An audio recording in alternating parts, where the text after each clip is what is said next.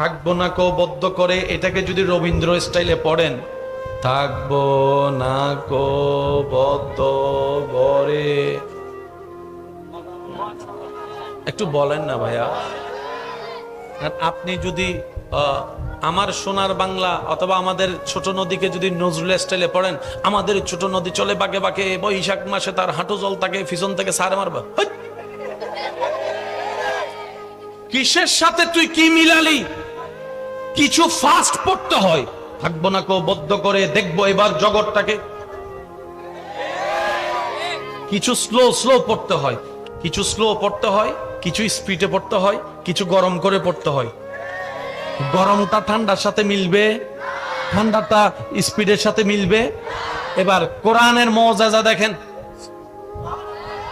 কোরআনের যে কোনো আয়াত আপনি সামনে আনেন এখন স্লোলি, আলহামদুলিল্লাহি রাব্বিল আলামিন,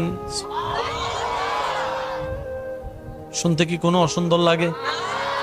এবার একটু স্পিড বাড়াই দেন, আলহামদুলিল্লাহি রাব্বিল আলামিন।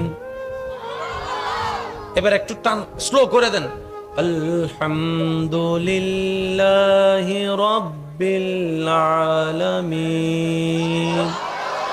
এবার একদম ফাস্ট করে দেন তারাবি স্টাইলে, আলহামদুলিল্লাহি রাব্বিল আলামিন আর রহমানির রহিম মালিকি ইয়াউমিদ্দিন ইয়্যাকা না'বুদু ওয়া ইয়্যাকা নাস্তাঈন ইহদিনাস সিরাতাল মুস্তাকিম সিরাতাল লাযীনা আন'আমতা আলাইহিম গায়রিল মাগদুবি আলাইহিম। আরেকটু জোরে, আরেকটু জোরে, আরেকটু জোরে।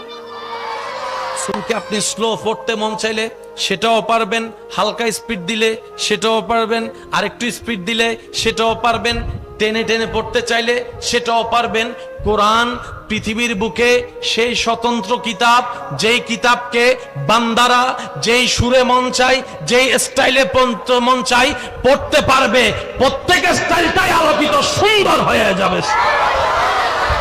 পৃথিবীতে কোরআনের সাথে প্রতিযোগিতা করার মতো, জিতার মতো পৃথিবীতে এমন কোন সাবজেক্ট। এবার শব্দগুলোকে একটু মনে রাখবেন। আমার অন্ধকার অন্তর আলোকিত করার জন্য আল্লাহর নির্দেশ, নবীর সাথে আমাদের কানেকশন লাগাতে হবে, এছাড়া দ্বিতীয় কোনো উপায় আমারও নাই, আপনারও নাই, আমাদের 14 গোষ্ঠী কারো নাই।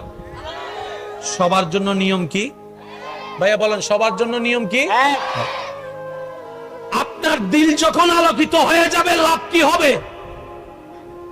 আপনার দিল আলোকিত হওয়ার সাথে সাথে আপনার ভিতর থেকে কিছু আলো এমন ভাবে বের হবে যেটা আপনার এলাকায়, সমাজে, মানুষের অন্তর চিন্তা পর্যন্ত পাল্টাই দেবে। আপনাকে দেখে আর মন থেকে কেউ গালি দিবে না, দুশমনও আপনাকে ভালোবাসতে বাধ্য হয়ে যাবে।